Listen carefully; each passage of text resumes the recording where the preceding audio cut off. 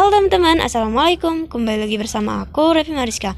Dan di video kali ini aku bakal sedikit membahas mengenai perbedaan tampilan KIP kuliah bagi teman-teman yang terdata di DTKS dan yang nggak terdata di DTKS. Dan kita bahas mengenai DTKS juga, apakah itu berpengaruh dengan kelolosan kita di KIP kuliah tahun 2022. Oke, langsung aja kita mulai ke videonya. Oke guys, sebelumnya kita masuk dulu ke websitenya KIP kuliah ya teman-teman. KIP kuliah kemendikbud.go.id. Tuh. Kita masuk, ketika masukkan kode akses dan nomor pendaftarannya ya. Kalau belum daftar, silakan teman-teman daftar dulu, tutorialnya udah aku sediakan. Silakan klik aja. Nah, di sini ada tampilan belum terdata di DTKS. Sebentar. Nah, untuk tampilan ini yang nggak terdaftar di DTKS ya guys, tadi kan udah lihat, dan tampilannya tuh sama, sini ada kuningnya. Nah, yang bedanya itu pada bagian kolom-kolom yang perlu kita isi. Nah, kalau yang teman-teman itu yang bagian nggak terdata di DTKS, kolomnya tuh ada banyak teman-teman, nambah 3 kolom, yang mana kolom tersebut wajib teman-teman isi karena kan belum terdaftar di DTKS. Iyalah, DTKS itu sebelumnya udah aku jelasin juga bahwa wadah data-data untuk masyarakat 40% masyarakat ekonominya rendah gitu ya.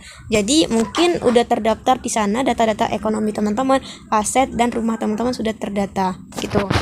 Nah, kalau untuk yang di sini banyak dan nggak perlu teman-teman permasalahin jika teman-teman itu melihat pada kolom yang ada di KIP kuliahnya temannya teman-teman gitu berbeda, itu nggak masalah karena emang begitu. Kalau teman-teman itu tidak terdata di TKS dan sudah terdata di TKS, maka kolom ini akan berubah ya teman-teman. Di sini ada yang namanya kolom keluarga, ekonomi, rumah, aset, prestasi, rencana, isi semuanya teman-teman kalau ada kolom tersebut.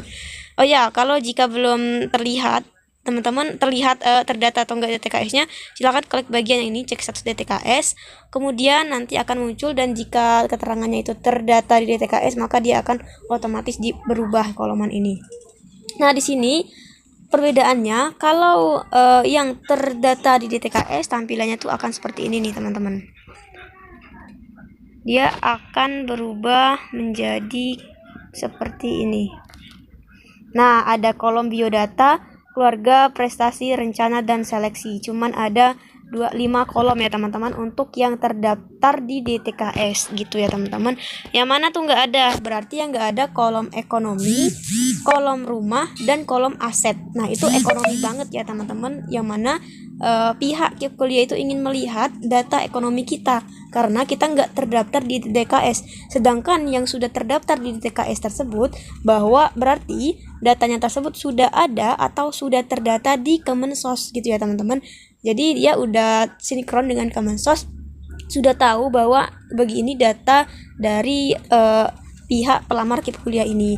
Dan sama halnya dengan teman-teman yang terdata di DTKS, namun itu desilnya itu lebih dari 4 ya teman-teman. Juga sama dengan yang nggak terdaftar di DTKS, karena pada kolom desil lebih dari 4 itu bisa dikategorikan masyarakat yang mampu ya teman-teman. Maka dia akan mempertimbangkan lagi dari data-data ekonomi kita, aset, dan rumah kita yang ada di KIP kuliah seperti itu. Kemungkinan juga bisa dapat sih bagi teman-teman yang desil lebih dari 4 seperti itu ya teman-teman.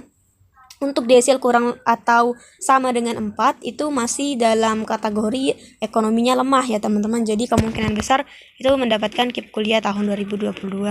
Oke. Nah, mungkin segitu aja ya teman-teman. Oh ya nih, satu lagi, Kak, apakah bermasalah tuh ketika kita itu nggak terdaftar di DTKS? Jawabannya adalah tidak ya teman-teman. Kalau seandainya teman-teman ingin mendaftar ke kelurahan untuk terdata di DTKS, itu nggak masalah teman-teman, silakan ke kelurahan. Namun jika enggak, ya nggak apa-apa juga karena itu nggak masalah.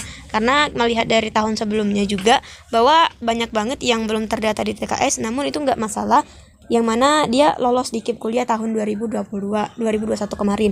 Jadi itu nggak ada masalah, silakan isi aja datanya yang benar.